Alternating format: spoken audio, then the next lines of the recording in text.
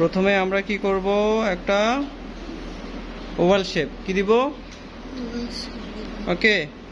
তারপর হচ্ছে এই মিডল এই লাইনটা, তাহলে আমরা কি আঁকবো, উড়োজাহাজ।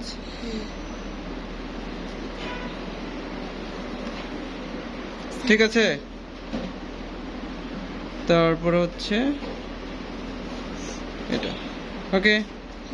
আর অবশ্যই হালকা করে এঁকে নিব যেন আমাদের ভুল হলেও মুছতে পারি।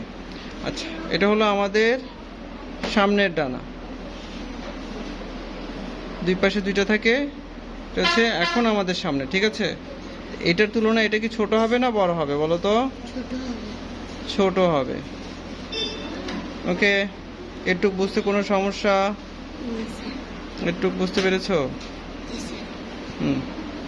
এই যে আমরা পুরো লাইনটা দিয়ে নিলাম এই জন্য যেন আমাদের ড্রয়িংয়ে বুঝতে সুবিধা হয়। আর যদি আলাদা আলাদা করে লাইন দিই তখন কিন্তু আমাদের ড্রয়িংটা আঁকার সময় বা রং করার সময় লাইনটা অনেক সময় সোজা হয় না, বাঁকা হয়ে যায়, লাইনের বাইরে চলে যায়।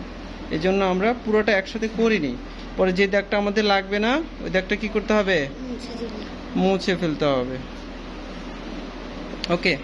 এখন যেটার উপরে আর একটা লাইন দিলাম, সহজভাবে শিখালাম। আর অনেকভাবে এরোপ্লেন শেখা যায়, শেষ নেই।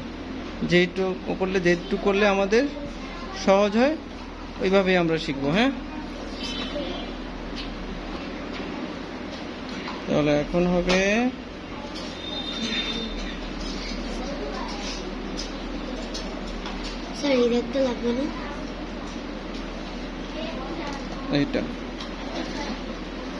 এইটা জানালার, এইটাও জানালার, ওকে। এই পুরোটা একসাথে। তার এটা কি বলেছিলাম, সামনে, তাই না? এই যে আমরা সামনেরটা আগে দিব,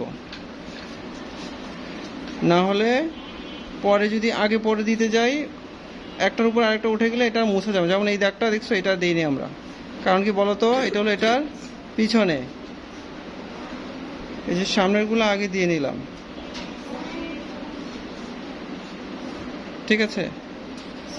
এটা হচ্ছে কি বলতো, জানালা,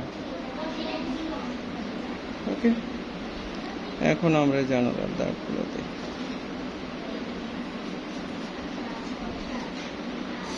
এটা একটু কি দিলাম,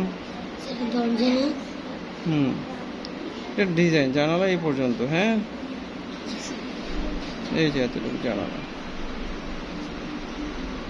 ওকে।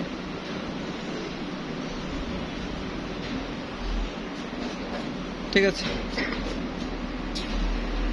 তারপরে শেষে কি করব, রাবার দিয়ে সব মুছে দিব। এখন আমাদের অপ্রয়োজনীয় যে দাগগুলো আছে সব মুছে যাবে,